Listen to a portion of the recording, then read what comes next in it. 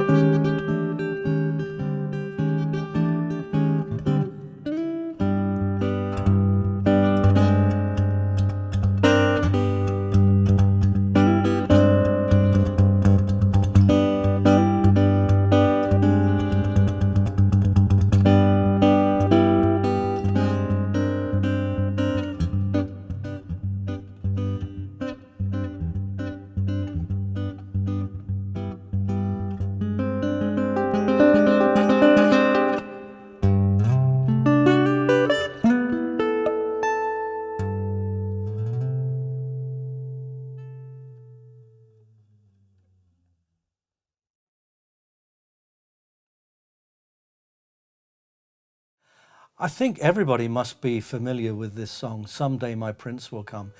It came from a 1937 Walt Disney movie, Snow White, which is absolutely iconic.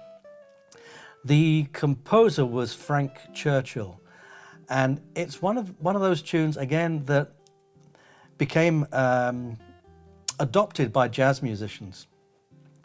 It's such a good melody with really interesting harmonies. It's a waltz that jazz musicians could then put that kind of little skip into it and turn it into a jazz waltz. I mean, Dave Brubeck recorded it, Miles Davis, Oscar Peterson, Herbie Hancock. There are just so many musicians I can think of. But the version or versions that stand out for me were of the pianist Bill Evans, who has been a very big influence on me with my solo playing. And what I do when I'm playing this tune, it's a tune I like to play, and I've been playing it quite a lot recently for the past year or so, even though I recorded it many years ago. But when I like to try and emulate that left hand and right hand of the piano with the way Bill Evans would do that with the left hand comping. And it's a tune that I like to take risks on. And this version here that I recorded for studio sessions in my studio at home, I'd never played it like that before. I've played it so many times, and there's certain little things that I like to put in there. But with that, I just picked up some kind of energy. Actually, what actually happened when I recorded that, I was having ear trouble, a recurring thing, and I couldn't hear anything at all in my left ear. And in my right ear and my left ear, there was very little hearing there. So I was actually, when I was playing it, I was kind of working from vibration a lot of the time.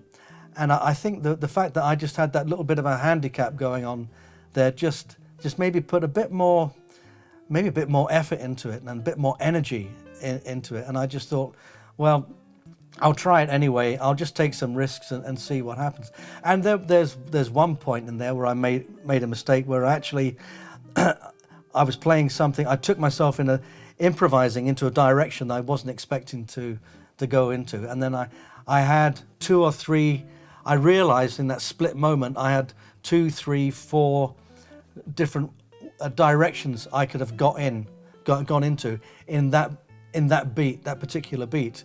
What I ended up doing was I just stopped, and you hear me stop, and I think I gave out a little bit of a grunt, but I didn't want to stop it because I liked the energy that was going on when I was playing this, and there was risks there. I was improvising, I wasn't playing it safe at all. So it's one of those things. Sometimes, we can clean things up too much, and because we want everything to be really perfect. I've done that, but many times over the years. But I think with this, I just enjoyed the vibe of playing this. And even though I made that mistake there, there was a saying a lot of musicians used to use. You say, if in doubt, leave out. So don't try and cover up your mistake with another with another mistake, just actually take a breath. So that's really what I did there. So yeah, mistakes and all, but I hope Frank Churchill wouldn't mind. But I enjoyed it.